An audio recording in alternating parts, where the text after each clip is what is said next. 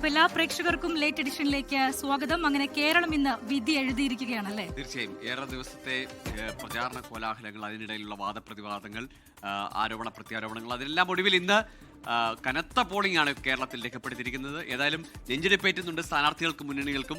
പ്രത്യേകിച്ച് ഊഹവും എത്തുപിടിയും കിട്ടുന്നില്ല. കാരണം SIR ശേഷമുള്ള ആദ്യ തെരഞ്ഞെടുപ്പ് കൂടിയാണ്. 1987 ശേഷം ഏറ്റവും കൂടുതൽ പോളിംഗ് രേഖപ്പെടുത്തിയ ഒരു തെരഞ്ഞെടുപ്പ് കൂടിയാണ്. അതെ, അപ്പോ ഈ പോളിംഗ് ശതമാനം ഉയർന്നത് SIR കാരണമാണോ, അതല്ല ജനം എന്തെങ്കിലും മനസ്സിൽ വിചാരിച്ച് ഏതെങ്കിലും ഒരു ട്രെൻഡിനൊപ്പം വോട്ട് ചെയ്തതാണോ എന്നതൊക്കെ അറിയണമെങ്കിൽ ഇനി ദിവസങ്ങളുടെ കാത്തിരിപ്പുണ്ട്. നീണ്ട കാത്തിരിപ്പാണത്.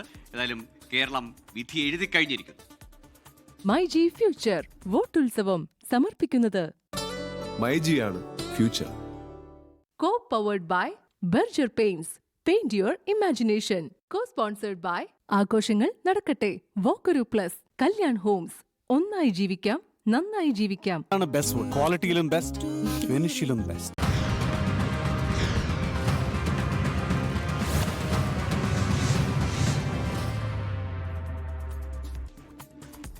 അപ്പോൾ നിയമസഭാ തെരഞ്ഞെടുപ്പിൽ സംസ്ഥാനത്ത് റെക്കോർഡ് പോളിംഗ് ആണ്. അവസാന കണക്ക് പുറത്തു വരുമ്പോൾ 78.27% പേരാണ് ഇത്തവണ വോട്ട് രേഖപ്പെടുത്തിയത്. വാശിയേറിയ മത്സരങ്ങൾ നടന്ന കോഴിക്കോട്, പാലക്കാട് ജില്ലകളിൽ പോളിംഗ് 80% കടന്നു. പത്തനംതിട്ട ജില്ലയിലാണ് ഏറ്റവും കുറവ് പോളിംഗ് രേഖപ്പെടുത്തിയത്. അന്തിമ കണക്ക് തെരഞ്ഞെടുപ്പ് കമ്മീഷൻ വൈകാതെ പുറത്തുവിടും. SIR-നും കനത്ത ചൂടിനും തളർത്താനാകാതെ കേരളം വിധി എഴുതി. 1987 ശേഷമുള്ള ഏറ്റവും ഉയർന്ന പോളിംഗ് ആണ് 16ാം കേരള നിയമസഭയിലേക്ക് നടന്നത്. ഏറ്റവും ഉയർന്ന പോളിംഗ് രേഖപ്പെടുത്തി കോഴിക്കോടും തൊട്ടു പിന്നാലെ പാലക്കാടും സമ്മതിദാന പ്രക്രിയയിൽ മുൻപന്തിയിലെത്തി. പത്തനംതിട്ട ജില്ലയിലാണ് ഏറ്റവും കുറവ് പോളിംഗ് രേഖപ്പെടുത്തിയത്. അന്തിമ കണക്കിനായി ഇനിയും കാത്തിരിക്കണം. സർവീസ് വോട്ടുകൾ, പോസ്റ്റൽ വോട്ടുകൾ എന്നിവയുടെ കണക്കുകൂടി ചേർക്കപ്പെടുന്നതോടെ വോട്ട് ശതമാനത്തിൽ വർധന വന്നേക്കാം. കൂട്ടിയും കിഴിച്ചും മുന്നണികൾ പ്രതീക്ഷയിലാണ്. പോളിംഗ് വർദ്ധിച്ചത് തങ്ങൾക്ക് അനുകൂലമെന്നാണ് ഓരോ മുന്നണികളുടെയും അവകാശവാദം. ഇനി കാത്തിരിപ്പിന്റെ നാളുകളാണ്. തുടർച്ചയോ മാറ്റമോ? മെയ് 4 വരെ കാത്തിരിക്കാം. Election desk 24. വോട്ടെടുപ്പിനിടെ പലയിടങ്ങളിലും കള്ളവോട്ട് ആരോപണവും പരാതികളും ഉയർന്നിരുന്നു. വയനാട് പനമരത്ത് BJP ചിഹ്നത്തിന് വോട്ട് ചെയ്യണമെന്ന് പരസ്യമായി ആവശ്യപ്പെട്ടുവെന്ന പരാതിയെ തുടർന്ന് പോളിംഗ് ഓഫീസറെ മാറ്റി. പേരാവൂരിലും തൃക്കരിപ്പൂരിലും വനിതയടക്കമുള്ള UDF ബൂത്ത് ഏജന്റുമാർക്കെതിരെ LDF പ്രവർത്തകർ നായ്ക്കുരണപ്പൊടി വിതറിയെന്ന പരാതിയും ഇന്ന് ഉയർന്നു. കോഴിക്കോട് സൗത്ത് മണ്ഡലത്തിൽ ബൂത്തിലെത്തിയ UDF സ്ഥാനാർത്ഥി ഫൈസൽ ബാബു മതം പറഞ്ഞ് വോട്ട് പിടിക്കുന്നെന്നാരോപിച്ച് പ്രതിഷേധവുമായി LDF പ്രവർത്തകർ രംഗത്തെത്തി. പോലീസ് ലാത്തി വീശി.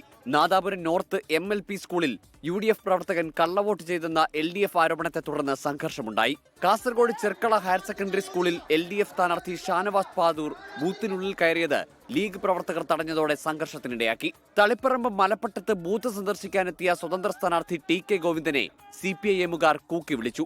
പയ്യന്നൂരിൽ കള്ളവോട്ട് നടന്നെന്ന ആരോപണവുമായി സ്വതന്ത്ര സ്ഥാനാർത്ഥി V കുഞ്ഞികൃഷ്ണൻ രംഗത്തെത്തി. പുറത്ത് നിന്ന് 4-5 ആളുകൾ ബൂത്തിനകത്ത് കടന്ന് അവിടെ കുഴപ്പമുണ്ടാക്കുന്നതാണ് ഞാൻ കണ്ടത്. ആ ബൂത്തിൽ പ്രവേശിക്കുമ്പോൾ ഞാൻ പ്രിസൈഡിംഗ് ഓഫീസറോട് ചോദിച്ചു, എങ്ങനെയാണ് പുറത്ത് നിന്ന് ആളുകൾ വരുന്നത്? പ്രിസൈഡിംഗ് ഓഫീസർ ഒരു അക്ഷരം ഉരിയാടുന്നില്ല. ഞങ്ങളുടെ പ്രവർത്തകന്മാരെന്നോട് പറഞ്ഞു, ചലഞ്ച് ചെയ്ത വോട്ടെല്ലാം ഒരു പരിശോധനയും നടത്താതെ ഈ പ്രിസൈഡിംഗ് ഓഫീസർ വോട്ട് ചെയ്യാൻ അനുവദിക്കുകയാണ്. കുഞ്ഞികൃഷ്ണൻ മാനസിക വിഭ്രാന്തി ബാധിച്ച് പലതും വിളിച്ചു പറയുകയാണെന്ന് LDF സ്ഥാനാർത്ഥി TA മധുസൂദനൻ ആരോപിച്ചു. വയനാട് പനമരത്ത് ചെറുകാട്ടൂർ സെന്റ് ജോസഫ് സ്കൂളിൽ BJP ചിഹ്നത്തിന് വോട്ട് ചെയ്യണമെന്ന് പരസ്യമായി ആവശ്യപ്പെട്ടെന്ന UDF പരാതിയുടെ അടിസ്ഥാനത്തിൽ പോളിംഗ് ഓഫീസറെ മാറ്റി. നേമമണ്ഡലത്തിലെ കാലടി ഗവൺമെന്റ് ഹൈസ്കൂൾ 101 നമ്പർ ബൂത്തിൽ BJP പ്രവർത്തകർ കള്ളവോട്ട് ചെയ്തെന്ന് UDF പരാതി ഉന്നയിച്ചു. തളിപ്പറമ്പ് മാവിച്ചേരി LP സ്കൂളിൽ ഓപ്പൺ വോട്ടുമായി ബന്ധപ്പെട്ട് CPIM കോൺഗ്രസ് പ്രവർത്തകർ തമ്മിൽ ഏറ്റുമുട്ടി. വോട്ടർ ഉൾപ്പെടെ 4 പേർക്ക് പരിക്കേറ്റു. തിരൂരിൽ പ്രവർത്തകരെ അന്യായമായി പോലീസ് അറസ്റ്റ് ചെയ്തെന്നാരോപിച്ച് UDF സ്ഥാനാർത്ഥി കുറുക്കോളി മൊയ്തീൻ തിരൂർ പോലീസ് സ്റ്റേഷനിൽ കുത്തിയിരുന്ന് പ്രതിഷേധിച്ചു. Kollam Punalur വിളക്കുവട്ടത്ത് ബൂത്തിനുള്ളിൽ vote പിടിച്ചെന്നാരോപിച്ച് LDF UDF കൗൺസിലർമാർ തമ്മിൽ കയ്യാങ്കളിയുണ്ടായി. പേരാവൂരിലും തൃക്കരിപ്പൂരിലും വനിതയടക്കം UDF ബൂത്ത് ഏജന്റുമാർക്കെതിരെ LDF പ്രവർത്തകർ നായ്ക്കുരണപ്പൊടിയെറിഞ്ഞെന്ന് ആരോപണമുയർന്നു. തൃക്കരിപ്പൂരിലെ UDF സ്ഥാനാർത്ഥി സന്ദീപ് വാര്യരും LDF ബൂത്ത് ഏജന്റുമാരും തമ്മിൽ ബൂത്തിനകത്ത് വാക്കുതർക്കമുണ്ടായി. വിവിധ ബ്യൂറോകൾക്കൊപ്പം ഇലക്ഷൻ ഡെസ്ക് 24. ഇനി നേതൃത്വത്തിന്റെ പ്രതീക്ഷയിലേക്കാണ്. കൂടുതൽ സീറ്റ് നേടി LDF വീണ്ടും അധികാരത്തിൽ വരുമെന്ന് മുഖ്യമന്ത്രി പിണറായി വിജയൻ. എല്ലാ വിഭാഗം ജനങ്ങളും ഉണർവോടെ ഇടതുമുന്നണിക്കൊപ്പം നിൽക്കുകയാണെന്നും പിണറായി വിജയൻ ആത്മവിശ്വാസം പ്രകടിപ്പിച്ചു. സർക്കാരിന് ബോധപൂർവമല്ലാത്ത ചില കോട്ടങ്ങൾ സംഭവിച്ചുവെന്നും അത് തിരുത്തിയായിരിക്കും പുതിയ സർക്കാർ വരിക എന്നും CPIM general secretary MA baby പറഞ്ഞു. LDFന് മൂന്നാം തുടർ ഭരണം ലഭിക്കുമെന്ന് CPI സംസ്ഥാന സെക്രട്ടറി ബിനോയ് വിശ്വവും പ്രതികരിച്ചു. നിയമസഭാ തെരഞ്ഞെടുപ്പിന്റെ വോട്ടെടുപ്പ് കഴിയുമ്പോൾ LDF തികഞ്ഞ ആത്മവിശ്വാസത്തിലാണ്. പോളിംഗ് സ്റ്റേഷനുകളിൽ ആദ്യ മണിക്കൂറുകളിലുണ്ടായ വലിയ തിരക്ക് മുന്നണിക്ക് അനുകൂലമാണെന്ന വിലയിരുത്തലാണ് ഇടതു നേതാക്കൾ പങ്കുവെക്കുന്നത്. പുരോഗതിക്ക് ഇടവേള ഉണ്ടാകരുതെന്നാണ് ജനങ്ങൾ ആഗ്രഹിക്കുന്നതെന്നും അതുകൊണ്ട് LDF വീണ്ടും അധികാരത്തിലെത്തുമെന്നും മുഖ്യമന്ത്രി പ്രതീക്ഷ പ്രകടിപ്പിച്ചു. ഈ തെരഞ്ഞെടുപ്പ് കേരളത്തിൻ്റെ ഭാവി നിർണ്ണയിക്കുന്ന അതിപ്രധാനമായ തെരഞ്ഞെടുപ്പാണ്. കാരണം നമ്മൾ ഒരു വികസിത കേരളത്തിലേക്ക് നല്ല ചുവടുവെച്ച് നിൽക്കുകയാണ്. കേരളത്തിൽ ഇടതുമുന്നണിക്ക് തുടർഭരണം ഉണ്ടാകുമെന്ന കാര്യത്തിൽ CPIM ദേശീയ നേതൃത്വത്തിനും സംശയമില്ല. UDF സഹായിച്ചാലല്ലാതെ BJPക്ക് സംസ്ഥാനത്ത് നേട്ടമുണ്ടാക്കാനാവില്ലെന്നാണ് CPIM ദേശീയ നേതൃത്വത്തിന്റെ വിലയിരുത്തൽ. LDFന് അനുകൂലമായ വലിയ ഒരു ജനമുന്നേറ്റം, രാഷ്ട്രീയ സാക്ഷരതയുള്ള കേരളത്തിലെ ജനങ്ങളുടെ വളരെ വിപുലമായ വിശ്വാസം, അതാണ് ഇന്നത്തെ വോട്ടെടുപ്പിൽ രേഖപ്പെടുത്തപ്പെടുന്നത്. തുടർഭരണം ലഭിക്കുമെന്ന ഉറച്ച ആത്മവിശ്വാസത്തിലാണ് CPI സംസ്ഥാന നേതൃത്വവും. LDFന്റെ മൂന്നാം ഊഴത്തിന് വേണ്ടിയാണ് വോട്ടർമാർ വോട്ട് ചെയ്തിട്ടുള്ളത്. അത് എല്ലാ സ്ഥലങ്ങളിലും പ്രകടമാണ്. പോളിംഗ് ശതമാനത്തിന്റെ അന്തിമ കണക്ക് ലഭിച്ചതിനു ശേഷം ഓരോ മണ്ഡലങ്ങളുടെയും സാധ്യത വിലയിരുത്താനാണ് LDFന്റെ തീരുമാനം.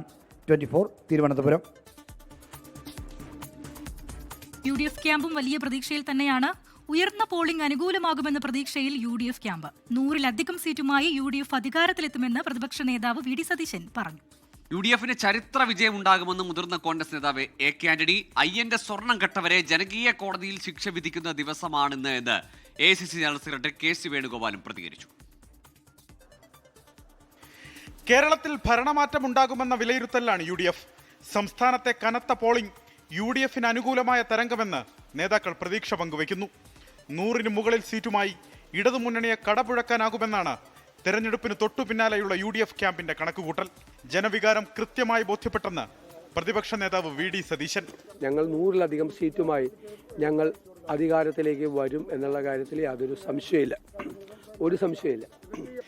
കേരളം ഇത്തവണ UDF തൂത്തുവാരുമെന്ന് മുതിർന്ന നേതാവ് AK ആന്റണി. തുടർഭരണം കേരളത്തിലെ LDFന്റെ ശവക്കുഴി തോണ്ടും. UDF കട്ടായം ഒരു തരം, 2 തരം, 3 തരം UDF ഭരണം ഉറപ്പിച്ചു. മാർക്സിസ്റ്റ് പാർട്ടിക്ക് ഇനി പ്രതിപക്ഷ നേതാവിനെ തിരഞ്ഞെടുക്കാം ഇലക്ഷൻ കഴിയുമ്പോൾ. തുടർഭരണം വന്നാൽ കേരളത്തിൽ ഇടതുപക്ഷത്തിന്റെ ശവക്കുഴി തോണ്ടും. LDF സർക്കാരിനെതിരെ ജനം ഒന്നടങ്കം വിധിയെഴുതുമെന്ന് KC വേണുഗോപാൽ. 10 കൊല്ലക്കാലമായി നാട് ഭരിക്കുന്ന ഈ പിണറായി വീണ്ടും 5 വർഷം കൂടി ഭരിക്കണമോ? എനിക്ക് ഉറപ്പുണ്ട്, കേരള ജനത ഒറ്റക്കെട്ടായി അതിനെതിരെ വിധി എഴുതും. 100-ലധികം സീറ്റുകളുമായി ഐക്യജനാധിപത്യ മുന്നണി അധികാരത്തിൽ വരും. മത്സരിച്ച സീറ്റുകളിലെല്ലാം വിജയപ്രതീക്ഷയെന്ന് മുസ്ലിം ലീഗ്. ബഹുഭൂരിപക്ഷം സീറ്റുകളും ലീഗ് നേടും. UDF തങ്ങൾ പറഞ്ഞു തന്നെയാണ് അതിന്റെ കണക്ക്. എല്ലാവരും ഒരേ കണക്കാ ഏകദേശം പറയുന്നത്. ഓരോ ജില്ലയിലുള്ള കാര്യങ്ങൾ എടുത്ത് അനലൈസ് ചെയ്താൽ UDF നല്ല ഭൂരിപക്ഷത്തിൽ വിജയിക്കും. 10 വർഷത്തെ പിണറായി സർക്കാരിനെതിരായ ജനവികാരം ആഞ്ഞടിച്ചതാണ് ഉയർന്ന പോളിംഗ് നിരക്ക് നൽകുന്ന സൂചനയെന്ന് UDFലെ മറ്റു ഘടകകക്ഷികളും വ്യക്തമാക്കുന്നു. 24 തിരുവനന്തപുരം. നിയമസഭാ തെരഞ്ഞെടുപ്പിൽ 5 മുതൽ 7 സീറ്റ് വരെ ലഭിക്കുമെന്നാണ് NDA ക്യാമ്പിന്റെ പ്രതീക്ഷ. 2020 ചേർത്ത് മുന്നണി വിപുലീകരിച്ചതും ദേശീയ നേതാക്കളെത്തിയുള്ള പ്രചാരണവും മുതൽക്കൂട്ടായെന്ന് BJP നേതാക്കൾ പ്രതീക്ഷിക്കുന്നു. രാജീവ് ചന്ദ്രശേഖർ BJPയുടെ സംസ്ഥാന അധ്യക്ഷനായതിനു ശേഷമുള്ള ആദ്യ നിയമസഭാ തെരഞ്ഞെടുപ്പ്. A-ക്ലാസ് മണ്ഡലങ്ങൾ തിരിച്ച് ചിട്ടയായ പ്രവർത്തനം, മധ്യ കേരളത്തെ ലക്ഷ്യമിട്ട് മുന്നണി വിപുലീകരണം, ഇങ്ങനെ മുന്നൊരുക്കങ്ങൾ പലതും നടത്തിയെങ്കിലും തിരഞ്ഞെടുപ്പ് പ്രചാരണ സമയത്ത് വിവാദങ്ങളും ട്വിസ്റ്റുകളും നിറഞ്ഞു നിന്നത് NDA മുന്നണിയിൽ. FCRA നിയമ ഭേദഗതി മുതൽ കിറ്റും വോട്ടിന് നോട്ട് ആരോപണവും BJPയെ മുൾമുനയിൽ നിർത്തി. എങ്കിലും വിവാദങ്ങൾ വോട്ടുകളെ ബാധിക്കില്ലെന്ന ഉറച്ചാത്മവിശ്വാസത്തിലാണ് നേതൃത്വം. ഒരു ക്ലിയർ മാൻഡേറ്റ് CPMനും കിട്ടില്ല, കോൺഗ്രസിനും കിട്ടില്ല എന്ന് 100% ആത്മവിശ്വാസമുണ്ട്.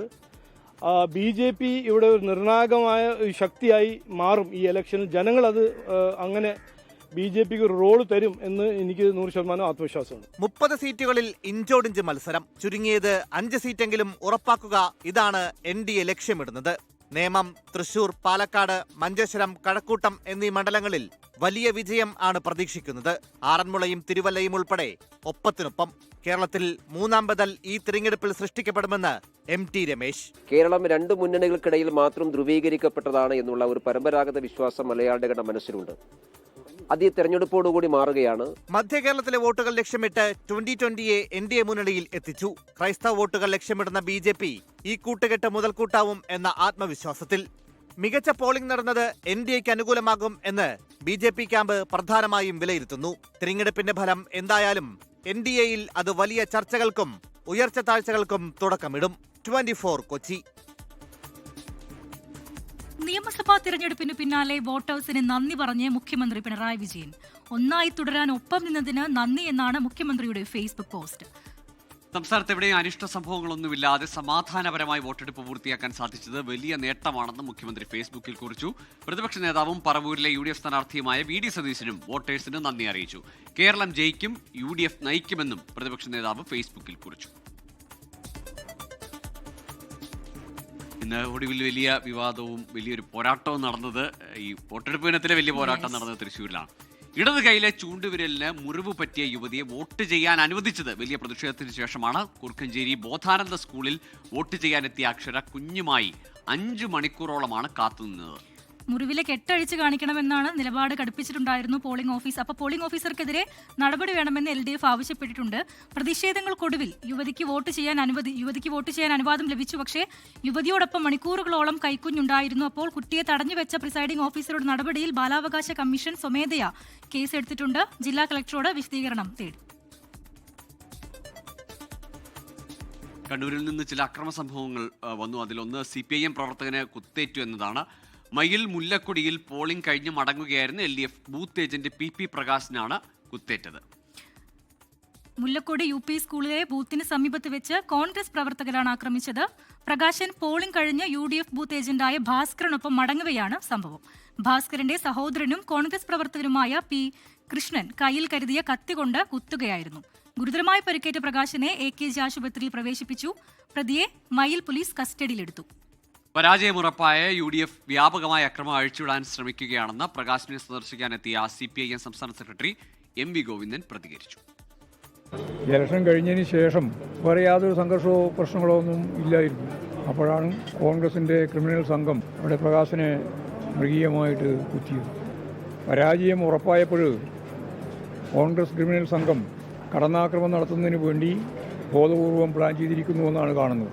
മട്ടന്നൂർ നിയോജക മണ്ഡലത്തിലെ അവിടെ ശ്രീജേഷ് എന്ന ലോക്കൽ കമ്മിറ്റി സെക്രട്ടറി ഉൾപ്പെടെയുള്ള സഖാക്കളെ ഇതേപോലെ തന്നെ മൃഗീയമായ മർദ്ദനത്തിന് അവരിരയാക്കേണ്ടത്. ഇടതുപക്ഷ ജനാധിപത്യത്തിലൂടെ 3ാം ടേമിലേക്കുള്ള വരവ് ഉറപ്പാണ് എന്ന് മനസ്സിലാക്കിയപ്പോൾ തളിപ്പറമ്പ് നിയോജക മണ്ഡലത്തിലും മട്ടന്നൂർ നിയോജക മണ്ഡലത്തിലും ഇപ്പോഴും കടന്നാക്രമണത്തിൻ്റെ രീതിയിലാണ് കോൺഗ്രസ്സുകാർ കാര്യങ്ങൾ കൈകാര്യം ചെയ്യുന്നത്.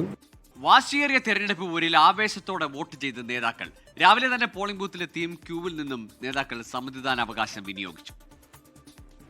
തിരുവനന്തപുരം ജവഹർ നഗർ LP സ്കൂളിലെ 114 നമ്പർ ബൂത്തിലെത്തിയാണ് ഗവർണർ രാജേന്ദ്ര വിശ്വനാഥ് ആർലേക്കർ വോട്ട് രേഖപ്പെടുത്തിയത്.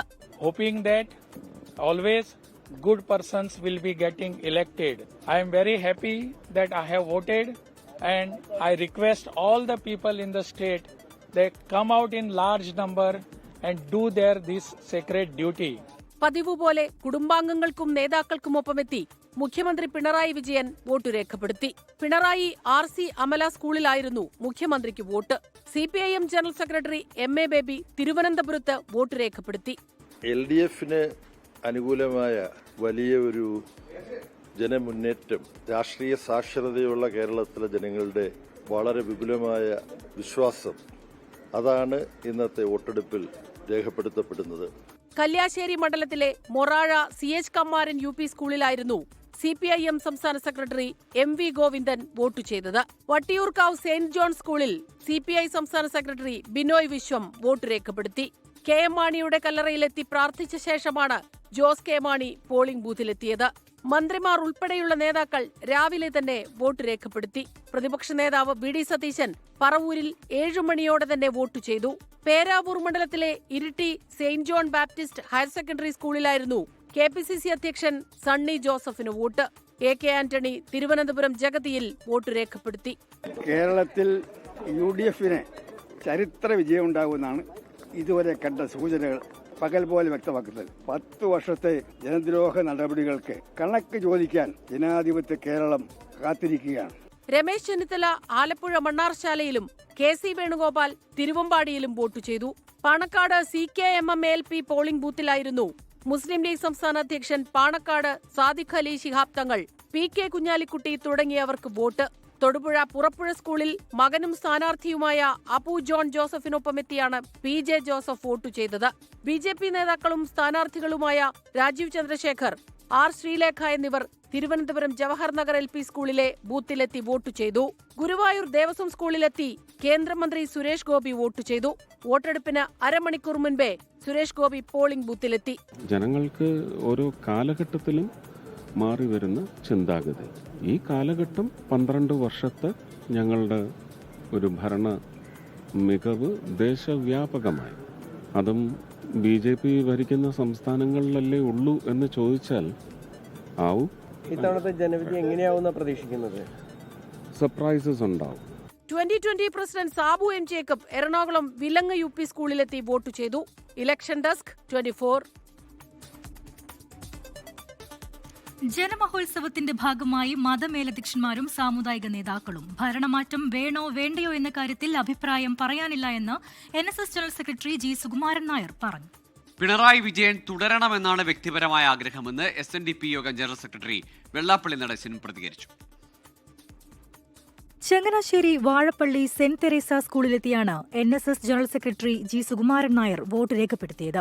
ഭരണമാറ്റം വേണോ വേണ്ടയോ എന്ന കാര്യത്തിൽ അഭിപ്രായം പറയാനില്ലെന്ന് G സുകുമാരൻ നായർ. ജനാധിപത്യം വിജയിക്കണം, അതിന് നിലവിലുള്ള സാഹചര്യങ്ങൾ പഠിച്ച് ഓരോ വോട്ടറും വോട്ട് ചെയ്യണം. ആരാ ജയിക്കുന്നത് വെച്ചാൽ അവർ വരട്ടെ, അല്ലാതെ ഇപ്പം മാറ്റണമെന്നും മാറ്റണ്ടെന്നൊന്നും ഞങ്ങൾ പറയുന്നില്ല. ജനാധിപത്യം വിജയിക്കണം. Alappuzha Kanichukulangara higher secondary സ്കൂളിലെത്തിയാണ് SNDP യോഗം general secretary Vellappally Natesan vote ചെയ്തത്. പിണറായി വിജയൻ തുടരണമെന്നത് വ്യക്തിപരമായ ആഗ്രഹമെന്ന് വെള്ളാപ്പള്ളി. രാഷ്ട്രീയ സാഹചര്യങ്ങളെ പറ്റി പറയാൻ നമുക്കൊന്നും പറയാനൊക്കത്തില്ല. പിണറായി വിജയൻ തുടർന്ന് ഭരണത്തിൽ വരണമെന്നാണ് എൻ്റെ വ്യക്തിപരമായ ആഗ്രഹവും താല്പര്യവും. നാടിന്റെ നന്മയ്ക്കും നല്ല ഭാവിക്കും വേണ്ടി സമ്മതിദാനാവകാശം വിനിയോഗിക്കണമെന്ന് കാന്തപുരം AP അബൂബക്കർ മുസ്ലിയാർ. ബാലുശ്ശേരി നിയോജക മണ്ഡലത്തിലായിരുന്നു കാന്തപുരം AP അബൂബക്കർ മുസ്ലിയാർ വോട്ട് രേഖപ്പെടുത്തിയത്. ജനനന്മയ്ക്കായി സമ്മതിദാനാവകാശം വിനിയോഗിച്ചെന്ന് സീറോ മലങ്കര സഭ അധ്യക്ഷൻ major archbishop Baselios Mar Cleemis Catholicos Bava. കേരളത്തിലെ ഈ തെരഞ്ഞെടുപ്പിൽ വോട്ട് ചെയ്യാൻ ഒരവസരം ആയുസ് കിട്ടി. അത് നന്മയ്ക്കായി, നമ്മുടെ ദേശത്തിന്റെ വളർച്ചയ്ക്കായിട്ട് എല്ലാവരുടെയും വോട്ട് ഉപകരിക്കട്ടെ. ആരെ ജയിപ്പിക്കണമെന്ന് ജനങ്ങൾക്ക് ബോധ്യമുണ്ടെന്ന് ഓർത്തഡോക്സ് സഭാധ്യക്ഷൻ മാർത്തോമ മാത്യൂസ് തൃതീയൻ കാതോലിക്ക ബാവ. ഒരു തെരഞ്ഞെടുപ്പില് ജനങ്ങളാണ് രാജാക്കന്മാർ. ഇന്ന് സ്ഥാനാർത്ഥികളെല്ലാം നമ്മുടെ അടിമകളാണ്. രാജാക്കന്മാർ തീരുമാനിക്കട്ടെ ആര് ഭരിക്കണമെന്നുള്ളത്. രാജ്യത്തിന് അത് വലിയ ഒരു തീരുമാനമായിരിക്കും, ജനങ്ങളുടെ തീരുമാനം. ജനായത്വം എന്ന് പറയുന്നത് ജനങ്ങളുടെ തീരുമാനമാണല്ലോ. അപ്പോൾ രാജാക്കന്മാരായ ജനങ്ങൾ തീരുമാനിക്കും ആര് കസേരയിൽ വരണമെന്നുള്ളത്. FCRA നിയമ ഭേദഗതി ബില്ലിൽ ചർച്ചകൾ നടക്കുകയാണെന്നും പ്രതീക്ഷയുണ്ടെന്നും ചങ്ങനാശ്ശേരി ആർച്ച് ബിഷപ്പ് മാർ തോമസ് തറയിൽ. എപ്പോഴും ഓരോ ഇലക്ഷനും നല്ല പുതിയ പ്രതീക്ഷകളാണല്ലോ തരുന്നത്. നമുക്ക് മെച്ചപ്പെട്ട ഭരണം ലഭിക്കുന്നു, മെച്ചപ്പെട്ട ആൾക്കാർ ഭരണത്തിലേക്ക് വരുന്നു. അപ്പോൾ ആ ഒരു വലിയ പ്രതീക്ഷയിലാണ് നമ്മളെല്ലാവരും. അതുകൊണ്ടാണല്ലോ ഈ ഇത്രയും ജനങ്ങൾ ഈ ഒരു ഇലക്ഷൻ പ്രോസസ്സിൽ പങ്കെടുക്കുന്നത് തന്നെ. ജനാധിപത്യത്തിൽ വിഗ്രഹങ്ങൾ ഉണ്ടാകാൻ പാടില്ല എന്നായിരുന്നു മാനന്തവാടി രൂപതാ ബിഷപ്പ് മാർ ജോസ് പൊരുന്നേടത്തിന്റെ പ്രതികരണം. ജനാധിപത്യത്തിൽ വിഗ്രഹങ്ങൾ ഉണ്ടാകാൻ പാടില്ല. വിഗ്രഹങ്ങളുണ്ടായാൽ അതോടെ ജനാധിപത്യം തകരും. ഈ സമയത്ത് വോട്ട് ചെയ്യുന്നവരും ആർക്കാണ് വോട്ട് ചെയ്യപ്പെടേണ്ടവരും അവരെല്ലാവരും തുല്യരാണ്. ഇങ്ങനെ തുല്യരായിരിക്കുന്ന അവിടെ നിന്നാണ് ഒരാൾ തിരഞ്ഞെടുക്കപ്പെടുന്നത്. കഴിഞ്ഞ സർക്കാരിനോട് തൃപ്തിയും അതൃപ്തിയുമുണ്ടെന്ന ഇടുക്കി രൂപതാ ബിഷപ്പ് മാർ ജോൺ നെല്ലിക്കുന്നേൽ. സീറോ മലബാർ സഭ അധ്യക്ഷൻ major archbishop Mar Raphael Thattil, Varapuzha അതിരൂപത അധ്യക്ഷൻ archbishop doctor Joseph Kalathiparambil, Kozhikode ലത്തീൻ അതിരൂപത archbishop doctor Varghese Chakkalakkal തുടങ്ങിയവരും വോട്ട് രേഖപ്പെടുത്തി. Election desk 24. സംസ്ഥാനത്തിന്റെ വിവിധയിടങ്ങളിൽ വിവാഹ പന്തലിൽ നിന്ന് ദമ്പതികൾ പോളിംഗ് ബൂത്തിലേക്ക് എത്തിയത് കൗതുക കാഴ്ചയായി. വാശിയേറിയ പോരാട്ടം നടക്കുന്ന നിയമമണ്ഡലത്തിലാണ് തിരുവനന്തപുരം വാഴമുട്ട സ്വദേശികളായ അശ്വന്തും ഡോക്ടർ ദിവ്യശ്രീയും വോട്ട് ചെയ്യാനെത്തിയത്.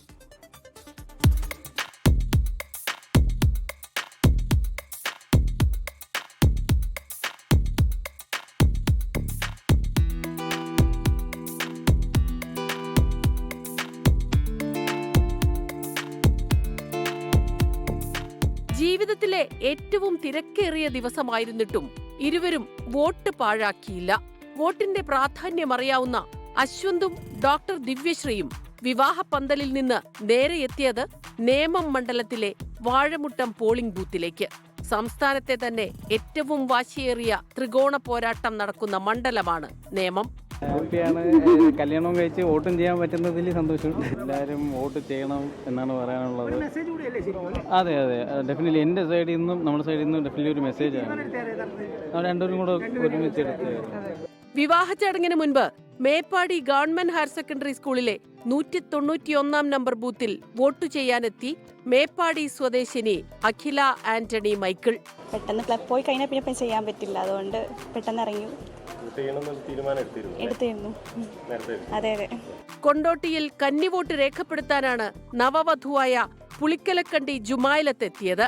വയനാട് ചീരാൽ സ്വദേശി ഫാസിലയും വിവാഹപ്പന്തലിൽ നിന്ന് ഭർത്താവിനൊപ്പമെത്തി കന്നിവോട്ട് ചെയ്തു.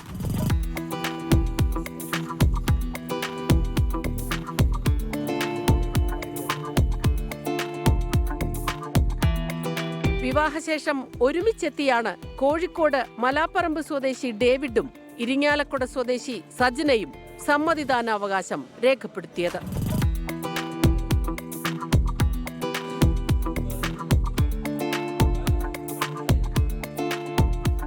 News desk 24.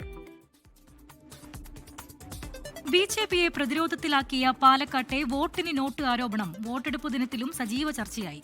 പുറത്തുവന്ന ദൃശ്യങ്ങൾ AI ദൃശ്യങ്ങളാണെന്നാണ് NDA സ്ഥാനാർത്ഥി ശോഭാ സുരേന്ദ്രന്റെ ന്യായീകരണം. ശോഭാ സുരേന്ദ്രനെ പ്രതിരോധിക്കാൻ BJP സംസ്ഥാന നേതൃത്വം രംഗത്തെത്താത്തതും ശ്രദ്ധേയമാണ്. ജനം BJPക്ക് മറുപടി നൽകുമെന്ന് LDF UDF സ്ഥാനാർത്ഥികൾ പ്രതികരിച്ചു. കണ്ണാടി തരുവക്കുറിശ്ശിയിലെ വോട്ടർക്ക് പാലക്കാട്ടെ NDA സ്ഥാനാർത്ഥി ശോഭാ സുരേന്ദ്രനൊപ്പമെത്തിയയാൾ പണം നൽകിയെന്നാരോപിച്ചാണ് കോൺഗ്രസ് ദൃശ്യങ്ങൾ പുറത്തുവിട്ടത്. ആരോപണത്തെ പ്രതിരോധിക്കാൻ പല വാദങ്ങളും ശോഭാ സുരേന്ദ്രനും ജില്ലയിലെ BJP നേതാക്കളും മുന്നോട്ട് വയ്ക്കുന്നു.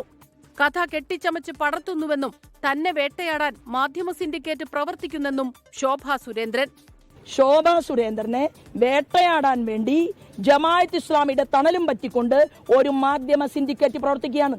ആ മാധ്യമ സിൻഡിക്കേറ്റിന്റെ കേരളത്തിലാകമാനമുള്ള പ്രവർത്തനം, ആ പ്രവർത്തനത്തിലുള്ള മറുപടി മെയ് മാസം 4-ാം തീയതി കഴിഞ്ഞാൽ ഞാൻ പറയാൻ ആഗ്രഹിക്കുന്നുണ്ട്. ഒരു കാര്യം ഞാൻ നിങ്ങളുടെ മുന്നിൽ പറയുന്നു, ഇതുകൊണ്ടൊന്നും ഇരുട്ടുകൊണ്ട് ഓട്ടയടക്കാം എന്ന് വിചാരിക്കേണ്ട. വിവാദങ്ങൾ ചർച്ച ചെയ്യാനില്ലെന്നായിരുന്നു BJP സംസ്ഥാന അധ്യക്ഷൻ രാജീവ് ചന്ദ്രശേഖരന്റെ മറുപടി. വിവാദം തെരഞ്ഞെടുപ്പിൽ തിരിച്ചടിയാകുമോ എന്ന ചോദ്യത്തിന് അറിയില്ലെന്ന് BJP നേതാവ് V മുരളീധരൻ പറഞ്ഞു.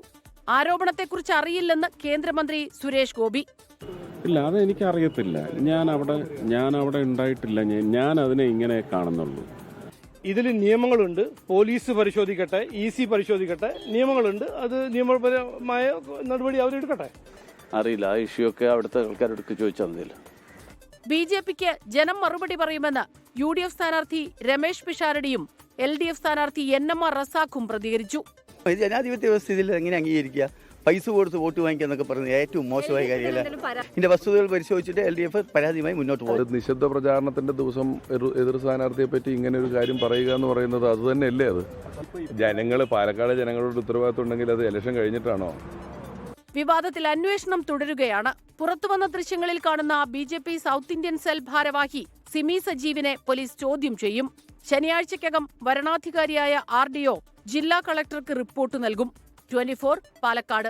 സമാധാന ചർച്ചകളിൽ ലെബനോണിനെയും ഉൾപ്പെടുത്തണമെന്ന ആവശ്യം ഉയരുന്നതിനിടെ ലെബനോണിലേക്ക് കനത്ത ആക്രമണം തുടർന്ന ഇസ്രയേൽ. ഇറാൻ അമേരിക്ക സ്ഥിരം വെടിനിർത്തലിനുള്ള നിർണായക ചർച്ച നാളെ ഇസ്ലാമാബാദിൽ നടക്കാനിരിക്കെയാണ് കനത്ത ആക്രമണം ലെബനോണിൽ തുടരുന്നത്. അതിനിടെ ഹോർമൂസ് കടലിടുക്കിൽ കപ്പലുകൾക്കായി പുതിയ റൂട്ട് മാപ്പ് പുറത്തിറക്കിയിരിക്കുകയാണ് IRGC. മൈനുകൾ ഒഴിവാക്കാൻ ഒമാൻ തീരത്ത് നിന്ന് മാറി സഞ്ചരിക്കണമെന്നാണ് നിർദ്ദേശം. അതേസമയം യുറേനിയൻ സമ്പുഷ്ടീകരണത്തിൽ അമേരിക്കയുടെയും ഇസ്രയേലിന്റെയും ആവശ്യങ്ങൾ യാഥാർത്ഥ്യമാകില്ലെന്ന് ഇറാൻ അറിയിച്ചു. പശ്ചിമേഷ്യൻ സംഘർഷം അവസാനിപ്പിക്കാനുള്ള ചർച്ചകൾക്ക് നാളെ ഇസ്ലാമാബാദ് വേദിയാകാനിരിക്കെയാണ് ലെബനോണിലേക്ക് ഇസ്രായേൽ ആക്രമണം കടുപ്പിച്ചത്. വെടിനിർത്തൽ കരാറിൽ ലെബനോൺ ഉൾപ്പെട്ടിട്ടില്ലെന്നാണ് അമേരിക്കയുടെയും ഇസ്രായേലിന്റെയും വാദം. എന്നാൽ ലെബനോണിൽ ഇസ്രായേൽ നടത്തുന്ന ആക്രമണം നഗ്നമായ വെടിനിർത്തൽ ലംഘനമാണെന്ന് ഇറാൻ പ്രസിഡന്റ് മസൂദ് പെസഷ്കിയാൻ വിമർശിച്ചു. വെടിനിർത്തൽ ചർച്ചകളിൽ ലെബനോണിന്റെ കാര്യം കൂടി പരിഗണിക്കണമെന്നാണ് ലെബനോൺ പ്രധാനമന്ത്രി പാക് പ്രധാനമന്ത്രി ഷെഹബാസ് ഷെരീഫിനോട് ആവശ്യപ്പെട്ടിരിക്കുന്നത്. ലെബനോണിലെ ഇസ്രായേൽ ആക്രമണത്തെ അപലപിക്കുന്നതായി ഷെഹബാസ് ഷെരീഫും അറിയിച്ചു. അതിനിടെ ഹോർമുസ് കടലിടുക്കിൽ കപ്പലുകൾക്കായി പുതിയ റൂട്ട് മാപ്പ് IRGC പുറത്തിറക്കി. ഇറാൻ സ്ഥാപിച്ച മൈനുകൾ ഒഴിവാക്കാൻ സഹായിക്കുന്നതാണ് IRGCയുടെ പുതിയ മാപ്പ്. കപ്പലുകൾ ഇറാനിയൻ തീരത്തോടടുത്തുള്ള വടക്കൻ കടൽപാത ഉപയോഗിക്കണമെന്നാണ് IRGCയുടെ ആവശ്യം. ഹോർമുസ് കടലിടുക്ക് വഴി ഒരു ദിവസം 15 കപ്പലുകളിൽ കൂടുതൽ കടക്കാൻ അനുവദിക്കില്ലെന്നും ഇറാൻ വ്യക്തമാക്കി. അതിനിടെ യുറേനിയം സമ്പുഷ്ടീകരണത്തിൽ അമേരിക്കയുടെയും ഇസ്രായേലിന്റെയും ആവശ്യങ്ങൾ യാഥാർത്ഥ്യമാകില്ലെന്ന് ഇറാൻ ആണവോർജ്ജ മേധാവി മുഹമ്മദ് എസ്ലാമി വ്യക്തമാക്കി. ഇറാന്റെ സമ്പുഷ്ടീകരണ പരിപാടി നിയന്ത്രിക്കുന്നതിൽ അമേരിക്ക വിജയിക്കില്ലെന്നും എസ്ലാമി അറിയിച്ചു. International desk 24. സൗദിയിലെത്തുന്ന ഇന്ത്യൻ ഹാജിമാരുടെ സുരക്ഷ ഉറപ്പാക്കാൻ വിപ്ലവകരമായ മാറ്റവുമായി ഇന്ത്യൻ ഹജ്ജ് കമ്മിറ്റി. തീർത്ഥാടകർക്ക് വഴിതെറ്റുന്ന സാഹചര്യം ഒഴിവാക്കാൻ ഹജ്ജ് സുവിധ എന്ന പേരിൽ അത്യാധുനിക സ്മാർട്ട് വാച്ചുകൾ വിതരണം ചെയ്യും. ഇന്ത്യയിൽ നിന്നുള്ള ആദ്യ ഹജ്ജ് വിമാനം ഏപ്രിൽ 18-ന് സൗദിയിലെത്തും.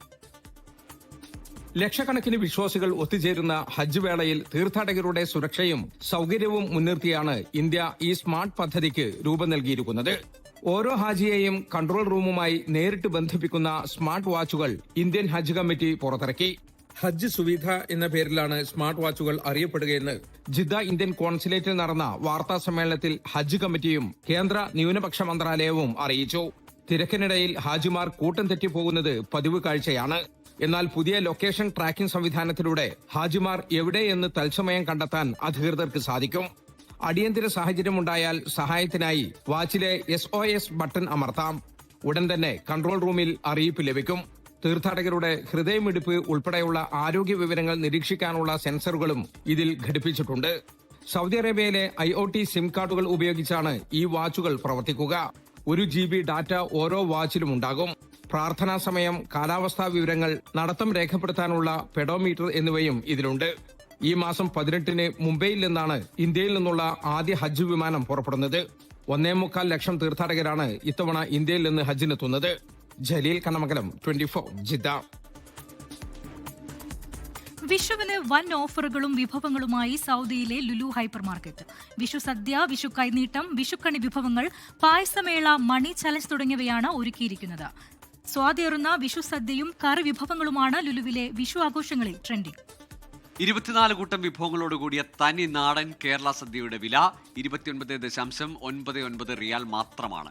ഈ മാസം 14-ന് രാത്രി 9 വരെ സദ്യ പ്രീ ബുക്ക് ചെയ്യാം. 15-ന് രാവിലെ 11-നും ഉച്ചയ്ക്ക് 1 മണിക്കും ഇടയിൽ സദ്യ ബുക്ക് ചെയ്ത സ്റ്റോറിൽ നിന്നോ ഓൺലൈനായോ വാങ്ങാൻ സാധിക്കും. പ്രഥമൻ മുതൽ പാൽപ്പായസം വരെ നീളുന്ന 15 തരം പായസങ്ങളുടെ നിരയും തയ്യാറാക്കിയിട്ടുണ്ട്. മധുരം വേണ്ടാത്തവർക്കായി ഷുഗർ ഫ്രീ പായസവുമുണ്ട്. സദ്യ തയ്യാറാക്കാനുള്ള എല്ലാ സാധനങ്ങളും മികച്ച ഓഫർ വിലകളിൽ വാങ്ങാനും സൗകര്യമുണ്ട്. ബൈ 100 ഗെറ്റ് 50 എന്ന വിഷുക്കോടി ഓഫറുകളും ലഭ്യമാണ്. Welcome back. വീണ്ടും വാർത്തകളിലേക്ക്. ദുബായ് മുനിസിപ്പാലിറ്റി സേവനങ്ങൾക്ക് ഇനി മുതൽ ലുലു എക്സ്ചേഞ്ചിലൂടെ പണം നൽകാം. ഇതിനായി ലുലു ഇന്റർനാഷണൽ എക്സ്ചേഞ്ചും ദുബായ് മുനിസിപ്പാലിറ്റിയും ധാരണയിലെത്തി. മുനിസിപ്പാലിറ്റി സേവനങ്ങൾക്കുള്ള പണവും പിഴകളും ലുലു ഇന്റർനാഷണൽ എക്സ്ചേഞ്ചിന്റെ ബ്രാഞ്ചുകളിലൂടെ അടയ്ക്കാനാകും. Dubai municipality corporate support sector acting chief executive officer Zayed Ismail Al ഹഷീമിയും Lulu exchange UAE CEO Thampi സുദർശനുമാണ് ധാരണയിൽ ഒപ്പുവെച്ചത്. സർക്കാർ സേവനങ്ങൾ കൂടുതൽ എളുപ്പമാക്കുകയാണ് തങ്ങളുടെ ലക്ഷ്യമെന്ന് തമ്പി സുദർശനൻ പറഞ്ഞു. UAE-യിൽ തിങ്കളാഴ്ച വരെ മഴയ്ക്ക് സാധ്യതയുണ്ടെന്ന് ദേശീയ കാലാവസ്ഥാ കേന്ദ്രത്തിന്റെ മുന്നറിയിപ്പ്. വിവിധ ഭാഗങ്ങളിൽ മഴയും ശക്തമായ മണൽക്കാറ്റും ഉണ്ടാകുമെന്നാണ് മുന്നറിയിപ്പ്. തിങ്കളാഴ്ചയോടെ കാലാവസ്ഥയിൽ മാറ്റമുണ്ടാകുമെങ്കിലും കിഴക്കൻ തെക്കൻ മേഖലകളിൽ നേരിയ മഴയ്ക്ക് സാധ്യതയുണ്ട്. മഴയുള്ള സമയങ്ങളിൽ റോഡുകളിൽ അതീവ ജാഗ്രത പാലിക്കണമെന്ന് ദുബായ് പോലീസ് വാഹനയാത്രക്കാർക്ക് മുന്നറിയിപ്പ് നൽകി. റോഡിലെ സാഹചര്യങ്ങൾക്കനുസരിച്ച് വാഹനത്തിന്റെ വേഗത കുറയ്ക്കണമെന്നും മുൻപിലുള്ള വാഹനവുമായി സുരക്ഷിതമായ അകലം പാലിക്കണമെന്നും നിർദ്ദേശമുണ്ട്. വീണ്ടും നമ്മൾ തെരഞ്ഞെടുപ്പ് വാർത്തകളിലേക്ക് പോവുകയാണ്. അസം നിയമസഭാ തെരഞ്ഞെടുപ്പിൽ പോളിംഗ് റെക്കോർഡിലേക്ക് നീങ്ങുന്നു. ഇന്ന് വലിയ പോളിംഗ് ആണ് അവിടെ രേഖപ്പെടുത്തിയത്. SARന് ശേഷം നടന്ന തെരഞ്ഞെടുപ്പിൽ കനത്ത പോളിംഗ്. ഒപ്പം 3ാം വട്ടവും BJP അധികാരം പിടിക്കാൻ ശ്രമിക്കുന്ന അസമിൽ 2016-ന് ശേഷം ഭരണത്തിലേക്ക് തിരിച്ചു വരാനാണ് കോൺഗ്രസ് പോരാടുന്നത്. അസമിൽ യുവജനവും സ്ത്രീകളും വൻതോതിൽ പോളിംഗ് ബൂത്തുകളിലേക്ക് ഒഴുകിയെത്തിയ കാഴ്ചയാണ് കണ്ടത്. അന്തിമ കണക്കുകൾ വരുമ്പോൾ ചരിത്ര പോളിംഗ് രേഖപ്പെടുത്തുമെന്നാണ് രാഷ്ട്രീയ പാർട്ടികളുടെ വിലയിരുത്തൽ. ഉച്ചയോടെയാണ് മുഖ്യമന്ത്രി ഹിമന്ത ബിശ്വ ശർമ്മ ജാലുക്ഭാരിയിലെ ഗരൽ ബുനിയാദി പ്രൈമറി സ്കൂളിൽ ഭാര്യയ്ക്കും മക്കൾക്കും ഒപ്പമെത്തി വോട്ട് രേഖപ്പെടുത്തിയത്. കോൺഗ്രസ് അധ്യക്ഷൻ ഗൗരവ് ഗൊഗോയ് രാവിലെ എത്തി വോട്ട് രേഖപ്പെടുത്തുകയും ചെയ്തു. വനിതാ സംവരണ ബില്ല് ഭേദഗതി ചെയ്ത് വീണ്ടും പാസാക്കി നിയമമാക്കാനുള്ള കേന്ദ്ര സർക്കാരിന്റെ നീക്കം അസമിലെ സ്ത്രീകൾക്കിടയിൽ അവസാന ലാപ്പിൽ ചർച്ചയായിട്ടുണ്ട്. ആരോപണങ്ങൾ ഉന്നയിക്കാൻ കോൺഗ്രസ് നേതാക്കൾ വ്യാജരേഖകൾ ചമയ്ക്കുന്നു എന്ന BJPയുടെ വ്യാപക ക്യാമ്പയിനും ഇന്ന് കളം പിടിച്ചു. പൊതുവെ സമാധാനപരമായിരുന്നു അസമിലെ പോളിംഗ്. അതിനിടെ കാബി അങ്ലോങ് ജില്ലയിലെ ദിബു മണ്ഡലത്തിൽ വോട്ട് ചെയ്യുന്നത് ചിത്രീകരിച്ച് സമൂഹ മാധ്യമങ്ങളിൽ പ്രചരിപ്പിച്ചതിനെതിരെ തിരഞ്ഞെടുപ്പ് കമ്മീഷൻ കേസ് രജിസ്റ്റർ ചെയ്തു. ഉയർന്ന പോളിംഗ് ശതമാനം അനുകൂലമായി ഭവിക്കുമെന്ന പ്രതീക്ഷയിലും ആത്മവിശ്വാസത്തിലുമാണ് ഭരണപക്ഷവും പ്രതിപക്ഷവും ഉള്ളത്. 24 ഡൽഹി. കേരളത്തിനൊപ്പം ജനവിധി എഴുതി പുതുച്ചേരിയും 89.83% വോട്ടാണ് പുതുച്ചേരിയിൽ രേഖപ്പെടുത്തിയത്. അതേസമയം തമിഴ്നാട്ടിൽ തിരഞ്ഞെടുപ്പ് പ്രചാരണം സജീവമായി തുടരുന്നു. പത്രിക പിൻവലിക്കാനുള്ള സമയപരിധി കഴിഞ്ഞപ്പോൾ തമിഴ്നാട്ടിൽ 4834 സ്ഥാനാർത്ഥികളാണ് മത്സരരംഗത്തുള്ളത്. നിയമസഭാ തെരഞ്ഞെടുപ്പിനുള്ള കോൺഗ്രസ് പ്രകടന പത്രിക കർണാടക ഉപമുഖ്യമന്ത്രി DK ശിവകുമാർ ഇന്ന് പുറത്തിറക്കി. പോളിംഗ് ആണ് പുതുച്ചേരിയിൽ രേഖപ്പെടുത്തിയത്. കഴിഞ്ഞ തിരഞ്ഞെടുപ്പിൽ 82.2% വോട്ടുകളാണ് രേഖപ്പെടുത്തിയത്. രാവിലെ മുതൽ തന്നെ പോളിംഗ് സ്റ്റേഷനുകളിലെല്ലാം വോട്ടേഴ്സിന്റെ നീണ്ട നിരയുണ്ടായി. ചിലയിടങ്ങളിൽ കോൺഗ്രസ് BJP പ്രവർത്തകർ തമ്മിലുണ്ടായ ചെറിയ തർക്കങ്ങൾ ഒഴിവാക്കിയാൽ സമാധാനപരമായിരുന്നു തിരഞ്ഞെടുപ്പ്. 30 മണ്ഡലങ്ങളിലേക്കായി 294 സ്ഥാനാർത്ഥികളാണ് ജനവിധി തേടിയത്. മുഖ്യമന്ത്രി N രംഗസ്വാമി ബൈക്കിലെത്തിയാണ് വോട്ട് രേഖപ്പെടുത്തിയത്.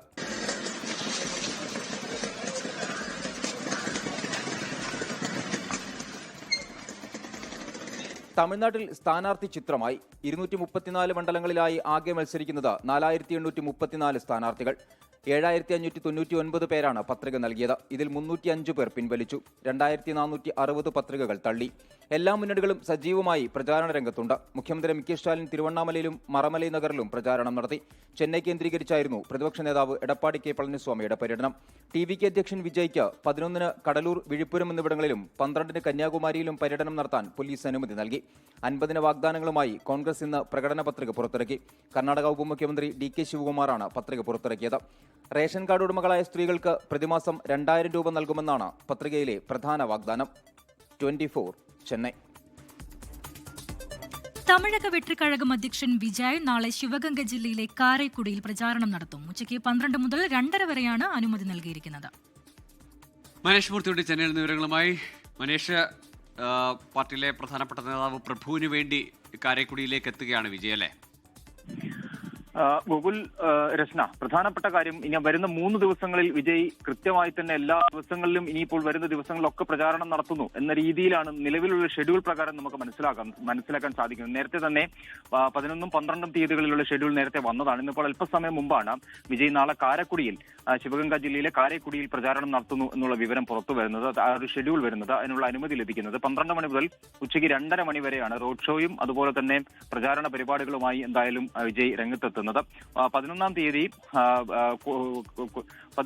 തീയതി വിഴുപ്പുരത്തും അതുപോലെ തന്നെ കടലൂരിലുമാണ് പ്രചാരണം നടത്തുക. 12-ാം തീയതി കന്യാകുമാരിയിലാണ്. കന്യാകുമാരിയിലെ പ്രചാരണത്തിന് കൃത്യമായ ഒരു മാൻഡേറ്റ് അവിടുത്തെ പോലീസ് നൽകിയിട്ടുണ്ട്. അത് ഒരു കോളേജ് ഗ്രൗണ്ടിലാണ് പ്രചാരണം നടത്തുക. മാത്രമല്ല അവിടെ 5000 പേർ മാത്രമേ പങ്കെടുക്കാവൂ എന്നൊരു നിർദ്ദേശവും പോലീസിന്റെ ഭാഗത്തു നിന്നുമുണ്ട്. ബാക്കി 2 ഇടങ്ങളിലുള്ള നിർദ്ദേശങ്ങളൊക്കെ വരും ദിവസങ്ങളിലാണ് വരിക. എന്തായാലും നാളെ 12 മണി മുതൽ 2:30 മണി വരെ റോഡ് ഷോ ആയി പര്യടനം നടത്തും എന്ന് തന്നെയാണ് നമുക്ക് മനസ്സിലാക്കാൻ സാധിക്കുന്നത്. പുതുച്ചേരിയിലും അതുപോലെ തന്നെ തൂത്തുക്കുടിയിലും ഒക്കെ നടത്തിയ അതേ മാതൃകയിലായിരിക്കും ആ ഒരു സുരക്ഷാ ക്രമീകരണങ്ങൾ എന്നാണ് നമുക്ക് മനസ്സിലാക്കാൻ സാധിക്കുന്നത്. അപ്പോൾ തിരുനെൽവേലിയിൽ 51 നിർദ്ദേശങ്ങളായിരുന്നു പോലീസ് നൽകിയിരുന്നത്. അതെല്ലാം പാലിച്ചുകൊണ്ടാണ് അവിടെ പര്യടനം നടത്തിയത്. എന്തായാലും വരുന്ന 3 ദിവസങ്ങളിൽ നാളെയും 11-ാം തീയതിയും 12-ാം തീയതിയും കൃത്യമായി തന്നെ എന്തായാലും വിജയ് പര്യടനത്തിന് എത്തുന്നു എന്നുള്ളതാണ് ഏറ്റവും പ്രധാനപ്പെട്ട കാര്യം. ചെന്നൈയിൽ പര്യടനം നിഷേധിച്ച ഒരു സാഹചര്യത്തിലാണ്, അതായത് വില്ലിവാക്കത്തും അതുപോലെ തന്നെ ടി നഗറിൽ നടത്താൻ തീരുമാനിച്ചിരുന്ന പര്യടനങ്ങളൊക്കെ പോലീസ് അനുമതി നിഷേധിക്കുകയായിരുന്നു. അതിനുശേഷമാണ് ഈ ഒരു മേഖല, കടലോര മേഖല ഉൾപ്പെടുന്ന ആ ഒരു മേഖലയിലേക്ക് വിജയ് പര്യടനം മാറ്റിയത്. എന്തായാലും വരും ദിവസങ്ങളിൽ, വരുന്ന 3 ദിവസവും എന്തായാലും വിജയ് പര്യടനം നടത്തുമെന്ന കാര്യം ഏറെക്കുറെ ഉറപ്പായിട്ടുണ്ട്. ശരി, മനേഷ് മൂർത്തിയാണ് വിവരങ്ങൾ നൽകിയതായാലും അടുത്ത ദിവസങ്ങളിൽ വിജയുടെ വമ്പൻ പ്രചാരണ പരിപാടികൾക്കാണ്, റോഡ് ഷോ അടക്കം വലിയ ക്യാമ്പയിനാണ് തമിഴ്നാട് സാക്ഷ്യം വഹിക്കാൻ പോകുന്നത്. കേരള കോൺഗ്രസ് നേതാവും മുൻ മന്ത്രിയുമായിരുന്ന KM മാണിയുടെ 7ാം ചരമവാർഷികം ആചരിച്ചു.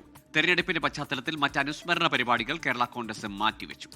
ജോസ് കെ മാണി ഉൾപ്പെടെ സ്ഥാനാർത്ഥികൾ കല്ലറയിലെത്തി പ്രാർത്ഥിച്ചു. ജോസഫ് ഗ്രൂപ്പ് അടക്കം മറ്റ് കേരള കോൺഗ്രസ് നേതാക്കളും KM മാണിയുടെ കല്ലറയിൽ എത്തി.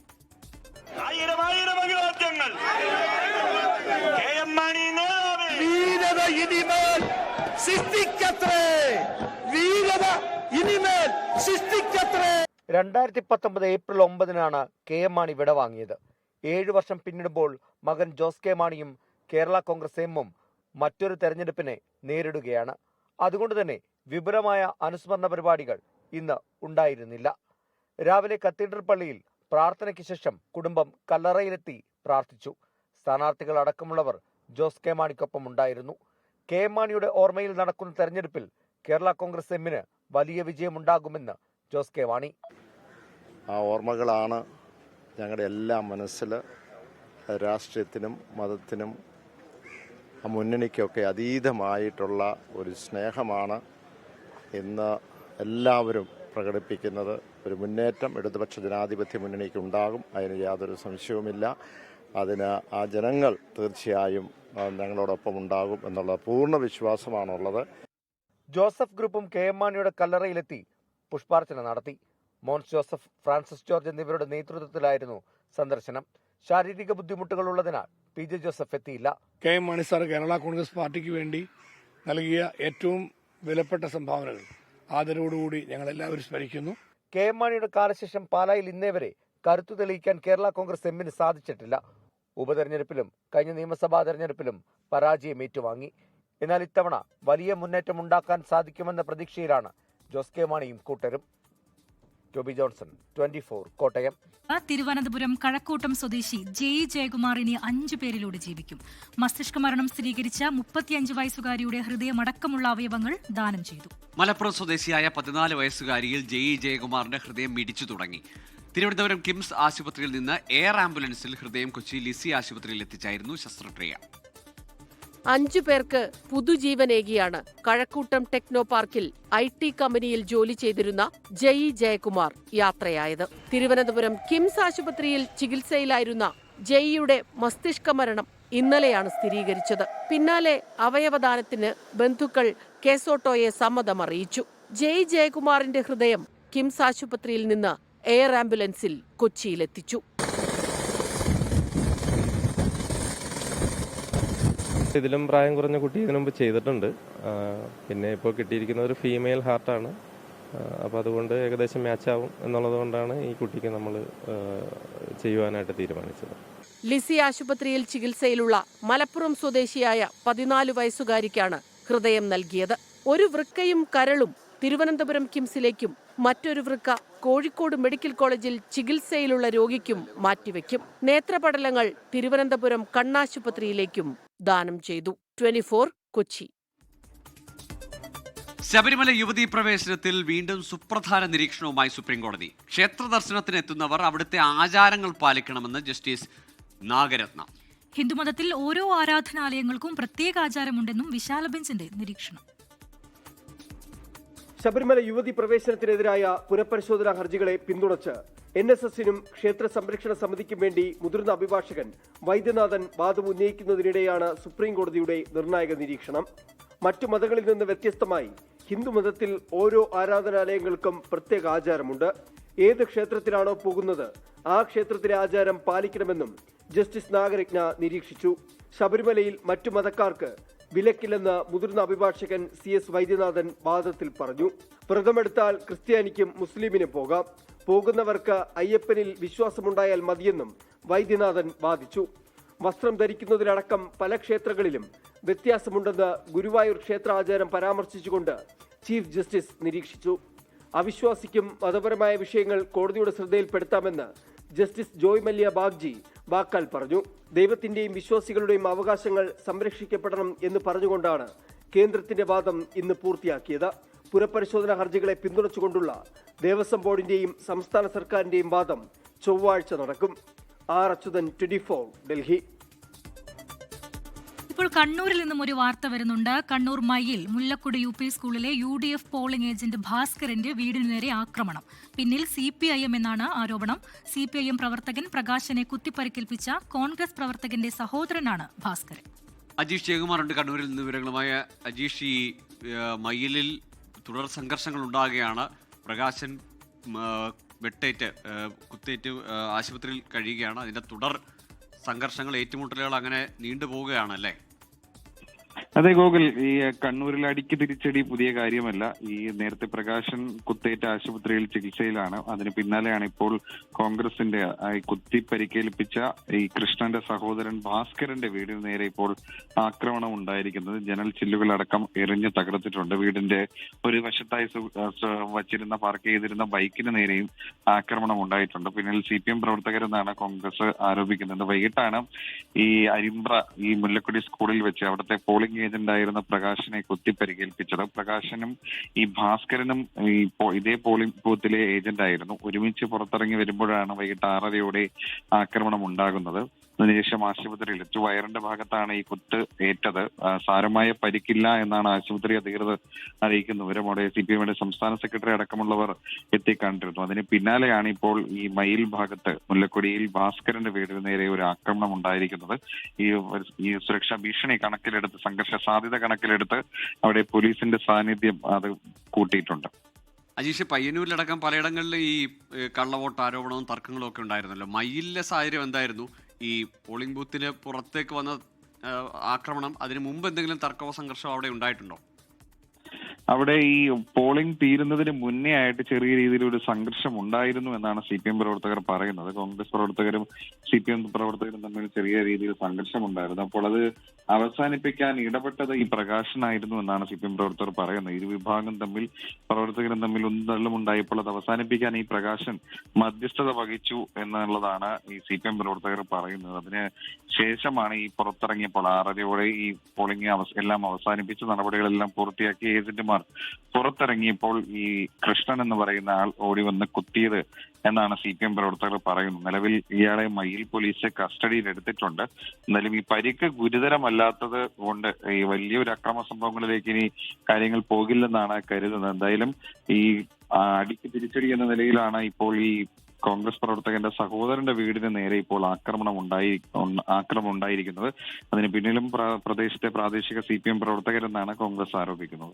ശരി അജീഷ്, ഏതായാലും മുഖ്യമന്ത്രി അടക്കം സമാധാനപരമായി പോളിംഗ് പൂർത്തിയാക്കിയെന്ന് ഫേസ്ബുക്കിൽ കുറിച്ചാണ്. പക്ഷേ ഇപ്പോൾ സംഘർഷം അതിങ്ങനെ തുടർ ആക്രമണങ്ങളായിട്ടൊക്കെ മയ്യിൽ പ്രദേശത്ത് നിലനിൽക്കുകയാണ്. നേതൃത്വം ഇടപെടട്ടെ, പ്രവർത്തകർ സംയമനം പാലിക്കട്ടെ, സമാധാനം ഉണ്ടാകട്ടെ. നമ്മൾ അടുത്ത റിപ്പോർട്ടിലേക്ക് പോവുകയാണ്. 2029 ലോക്സഭയിലും നിയമസഭയിലും 33% വനിതാ സംവരണം നടപ്പിലാക്കുമെന്ന് പ്രധാനമന്ത്രി നരേന്ദ്രമോദി. ഏപ്രിൽ 16 ചേരുന്ന പാർലമെന്റിന്റെ പ്രത്യേക സമ്മേളനം ബില്ലുകൾ പാസാക്കുമെന്ന് പ്രധാനമന്ത്രി വ്യക്തമാക്കി. നാരീശക്തി വന്ദൻ അധിനിയം ഭേദഗതിയും ഡീലിമിറ്റേഷൻ ബില്ലും ഇന്നലെ കേന്ദ്രമന്ത്രിസഭ അംഗീകരിച്ചു. ലോക്സഭയിലും നിയമസഭയിലും വനിതകളുടെ അംഗബലം 33% ഉറപ്പിക്കുന്നതാണ് നാരീശക്തി വന്ദൻ അഭിനയം ബില്ല്. നിയമം നടപ്പിലാക്കാൻ ബില്ലിന് 2011 സെൻസസിൽ അധിഷ്ഠിതമാക്കിയുള്ള ഭേദഗതിക്ക് കേന്ദ്ര മന്ത്രിസഭ അംഗീകാരം നൽകിയിട്ടുണ്ട്. ലോക്സഭയിലെ അംഗങ്ങളുടെ എണ്ണം 50% ഉയർത്താനുള്ള ഡീലിമിറ്റേഷൻ ബില്ലിനും ഇന്നലെ അംഗീകാരമായി. 2 ബില്ലുകളും ഏപ്രിൽ 16, 17, 18 തീയതികളിൽ ചേരുന്ന പ്രത്യേക പാർലമെന്റ് സമ്മേളനത്തിൽ അവതരിപ്പിച്ച് പാസാക്കും. കഴിഞ്ഞ ദിവസങ്ങളിൽ വിവിധ പാർട്ടികളുമായി ചർച്ച നടത്തിയെന്നും എല്ലാവരും ബില്ലിനെ പിന്തുണയ്ക്കുന്നുവെന്നും പ്രധാനമന്ത്രി പറഞ്ഞു. ബില്ല് കോൺഗ്രസിന്റെ ആശയമാണെന്ന് പറഞ്ഞ KC വേണുഗോപാൽ കേന്ദ്രം സർവകക്ഷി യോഗം വിളിക്കണമെന്ന് ആവശ്യപ്പെട്ടു. ഭരണഘടനാ ഭേദഗതി ആയതുകൊണ്ട് വ്യവസ്ഥകൾ പ്രതിപക്ഷത്തിന് മുന്നിൽ വ്യക്തമാക്കണമെന്നും കോൺഗ്രസ് പറഞ്ഞു. We need to know what are the provisions of that bill. What are the details of that bill? That's why we asked for a all-party meeting. Government denied it. Anyway, we called a Congress Working Committee meeting tomorrow in New Delhi. We will discuss the issue in detail. And after that, we will consult with our India Alliance. പ്രത്യേക parliament സമ്മേളനവും വനിതാ സംവരണ ബില്ലിലെ ഭേദഗതിയും ചർച്ച ചെയ്യാൻ നാളെ ഡൽഹിയിൽ കോൺഗ്രസ് പ്രവർത്തക സമിതി യോഗം ചേരും. 24 ഡൽഹി.